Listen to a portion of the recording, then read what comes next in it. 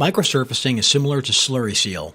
It consists of the application of a mixture of water, asphalt emulsion, aggregate or very small crushed rock, and chemical additives to an existing asphalt concrete pavement surface. Polymer is commonly added to the asphalt emulsion to provide better mixture properties. The major difference between slurry seal and microsurfacing is in how they break or harden. Slurry seal relies on evaporation of the water in the asphalt emulsion. The asphalt emulsion used in microsurfacing contains chemical additives which will allow it to break without relying on the sun or heat for evaporation to occur.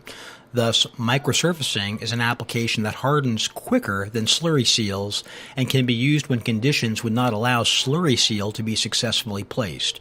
Streets that have a lot of shade and streets that have a lot of traffic are good candidates for microsurfacing.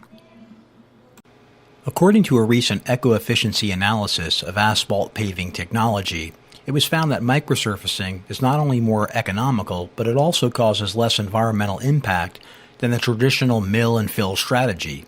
The organization behind the analysis, BASF Corporation, details a wide range of methods used to determine the benefits of using microsurfacing to prolong the design life of road surfaces. The basis of the study revolved around the use of 2-inch mill-and-fill asphalt overlays and compared it to the cold mix, asphalt emulsion-based microsurfacing. The impact of both materials was measured on a 1-mile section of 12-foot lanes using each technology. Where pavement preservation is concerned, microsurfacing is quickly becoming a popular option due to the many perks it offers.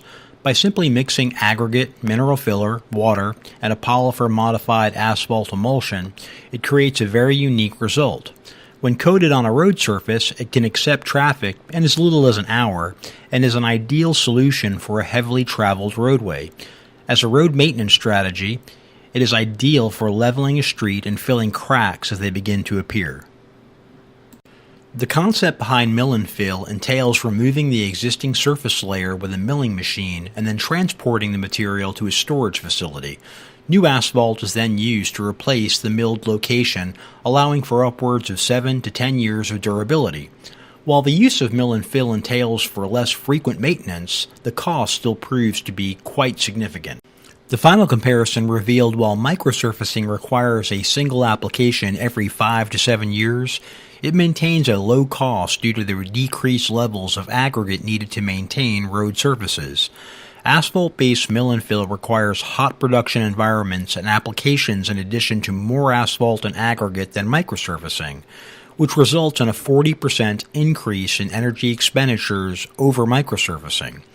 From a material standpoint, microsurfacing requires less than 50% of the resources needed for mill and fill. Of all the contributors of land use in producing aggregate, mill and fill was identified as the largest contributor.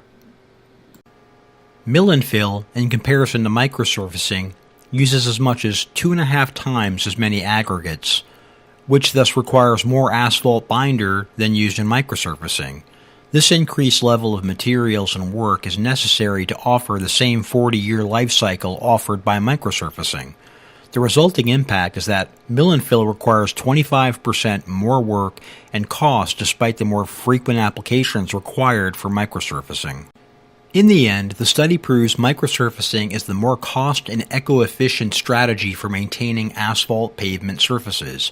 It requires fewer materials, and while needing more applications over the long term, it still proves to be a more efficient strategy from a budgetary and efficiency standpoint for covering cracks and prolonging the design life of a roadway.